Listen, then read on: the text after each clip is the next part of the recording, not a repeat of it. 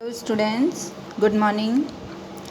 हमने last class में VBT के बेसिस पर ऑक्टाहाइड्रल ज्योमेट्री को एक्सप्लेन किया था। उसमें हमने 2-3 एग्जांपल्स देखे थे जो कि ऑक्टाहाइड्रल ज्योमेट्री को एक्सप्लेन कर रहे थे। अब हम आगे स्क्वायर प्लेनर कॉम्प्लेक्सेस देखते हैं कि वीबीटी के अकॉर्डिंग कॉम्प्लेक्सेस में स्क्वायर प्लेनर ज्योमेट्री कैसे बनती है। इसके लिए हम NiCN4-2 का एग्जाम्पल लेंगे। एक्चुअल में कोई भी जो मेटल आयन होता है, अगर उसके पास अंदर एक वैकेंट d ऑर्बिटल होता है तो अंदर का एक d और बाहर के sp2 ऑर्बिटल्स आपस में हाइब्रिडाइज्ड होकर dsp2 हाइब्रिडाइजेशन का फॉर्मेशन करते हैं, तब उसमें स्क्वायर प्लेनर कॉम्प्लेक्सेस का फॉर्मेशन होता है।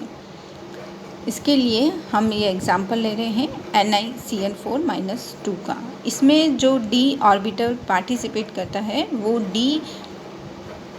dz² ऑर्बिटल होता है जो कि अपने इलेक्ट्रॉन की पेयरिंग कर देता है। ये देखिए Ni का एटॉमिक नंबर 28 होता है। यहाँ पर Ni+2 ऑक्सीडेशन स्टेट में है। इसका D8 कॉन्फ़िगरेशन है। इसका कॉन्फ़िगरेशन इस तरह से है 3d8 4s0 4p0। जब हम मेटल आयन का मैग्नेटिक मोमेंट देखते हैं तो इसका जो मैग्नेटिक मोमेंट है वो 0 आता है। फिर जब ये कॉम्प्लेक्स बनाता है CN लिगेंड के साथ, तो CN लिगेंड के साथ इसका कॉम्प्लेक्स बनने पर इसकी नेचर डायोमैग्नेटिक ही रहती है। इसका मतलब ये है कि ये थोड़ा सा इसमें करेक्शन कर रहे हैं हम। मेटल आयन Ni+2 जब होता है तो वो पैरामैग्नेटिक फॉर्म में होता है। उसमें 2 अनपेयर्ड इलेक्ट्रॉन होते हैं जो कि उसकी अनुचुंबकीय प्रवृत्ति को बताते हैं। लेकिन जब NiCN के साथ कॉम्प्लेक्स बनाता है तो वो पैरामैग्नेटिक मोमेंट शो करता है, डायमैग्नेटिक मोमेंट शो करता है। उसका मैग्नेटिक मोमेंट 0 आता है। इसका मतलब ये है कि जब संकुल आयन का निर्माण होता है तो इसके इलेक्ट्रॉन युग्मित हो जाते हैं। इसे हम इसमें देखते हैं Ni+2 के पूर्व की स्टेट जिसमें कि उसके पास 2 अनपेयर्ड इलेक्ट्रॉन हैं, और जब ये संकुल आयन बनाता है तो इसका एक इलेक्ट्रॉन dz² का पेयर्ड हो जाता है और dz² ऑर्बिटल वैकेंट हो जाता है। इसे हम इसके मैग्नेटिक मोमेंट की मान से समझ सकते हैं।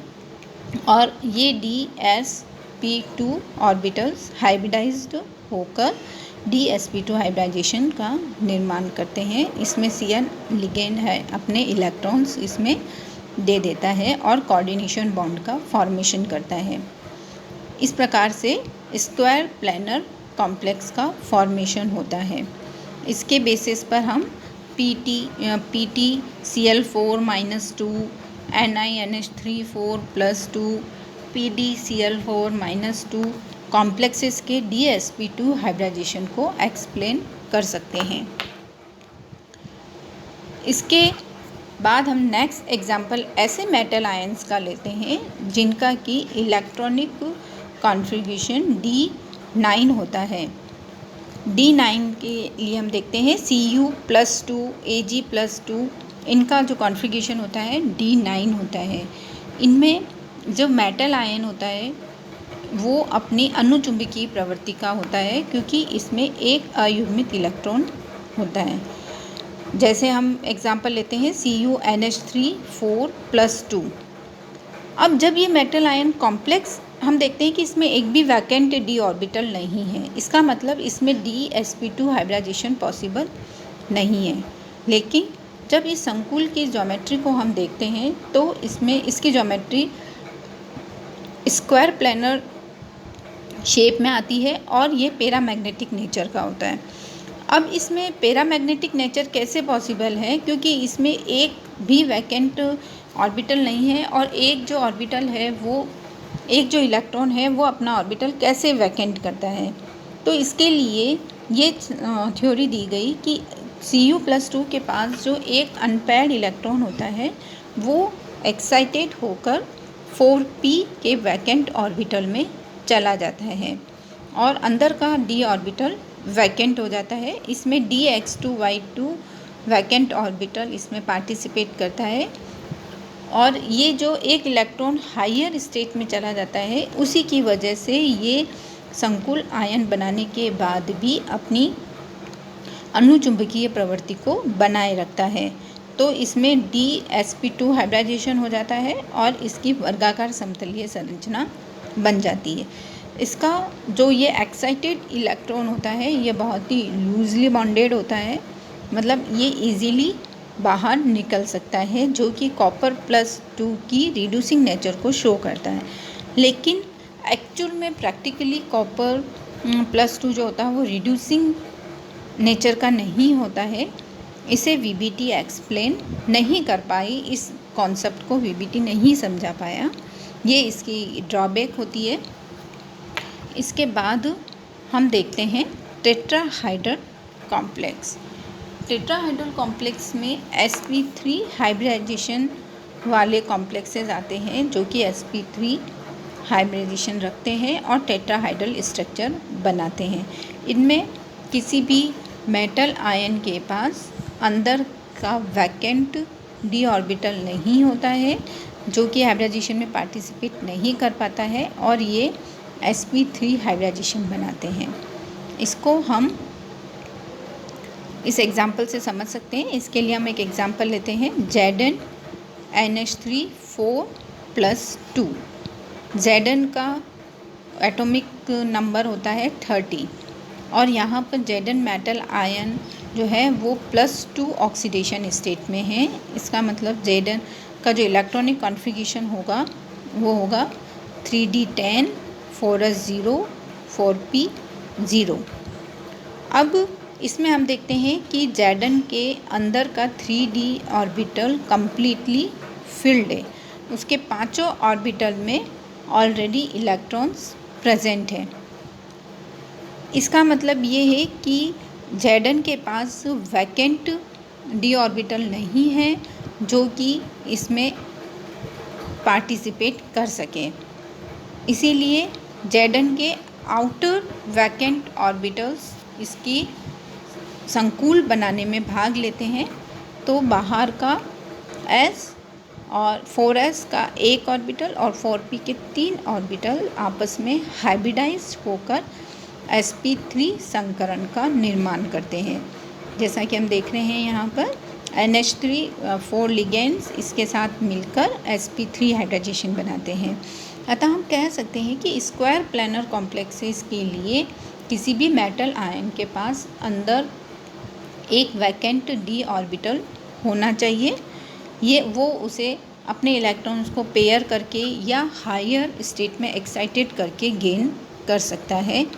और टेट्राहाइड्रल कॉम्प्लेक्सेस के लिए बाहर वाले ऑर्बिटल्स पार्टिसिपेट करते हैं। इसमें sp3 हाइब्रिडाइजेशन होता है और ये टेट्राहाइड्रल स्ट्रक्चर बनाते हैं। इस तरह से हम VBT के बेस पर इनके octahedral geometry, square planar geometry और टेट्राहाइड्रल ज्योमेट्री को एक्सप्लेन कर सकते हैं।